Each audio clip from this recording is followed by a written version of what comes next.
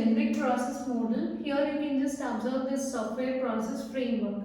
So first of all, what is meant by this process? So process can be defined as collection of actions, activities and tasks which are required when work product is to be created. So here these activities, so if you observe this process framework, so here all these activities they reside within this process framework. So see, activities, then tasks and the actions. So all of them they reside within this process framework. Activities, actions and tasks. So they reside within the process framework and they show how they are their relationship with process or how they are related to process, and also how they are related to each other. So here actions, activities and tasks they reside within the process framework, which shows the relationship with the process and also how they are related to each other. So coming to process framework. So here the process framework is employed by set of, so process framework,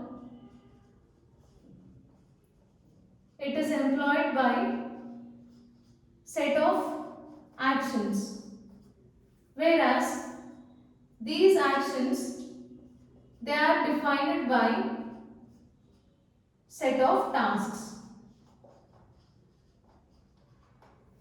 So process framework is employed by set of actions, whereas each action contains set of tasks or task set. So which defines work tasks to be completed, work products to be produced and quality assurance points that will be required or that are required, and project milestone which indicates progress of the project. So all these are nothing but task sets. So here you can just see process framework and umbrella activities. So we already saw the different activities of process framework. So process framework contains 5 activities. So what are the activities? Communication, planning, modeling,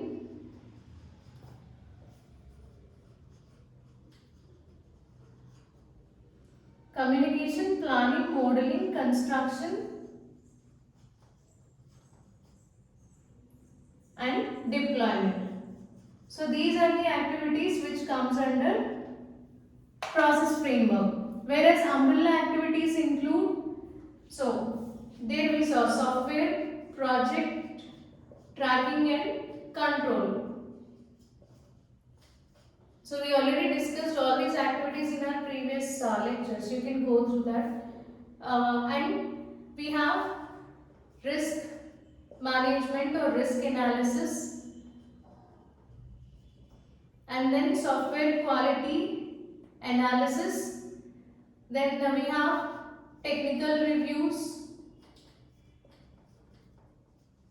measurements and software quality assurance or software configuration management, then reusability management.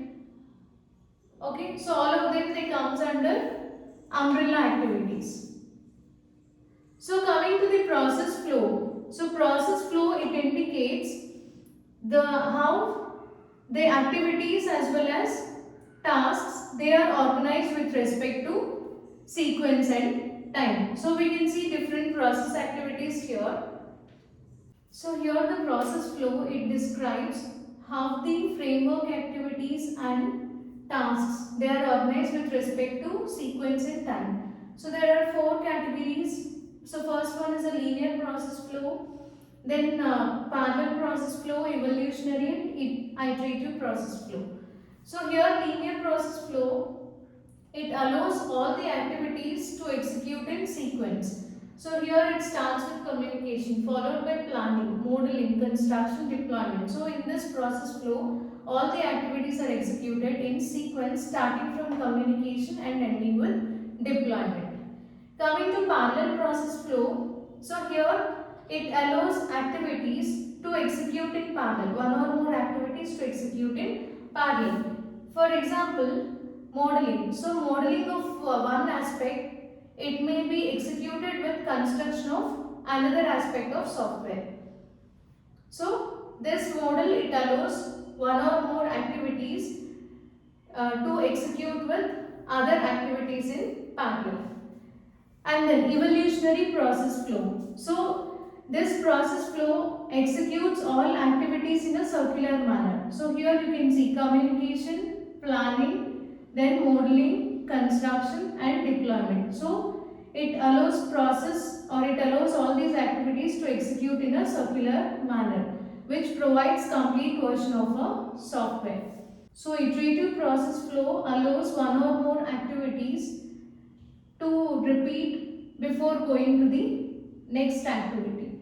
So here you can see communication, it again starts with communication, planning, modeling, construction, deployment. But after communication and planning, so there is a repetition. So again it will go back and starts with communication, planning before going to the next phase. So it repeats one or more activities before going to the next activity, modeling.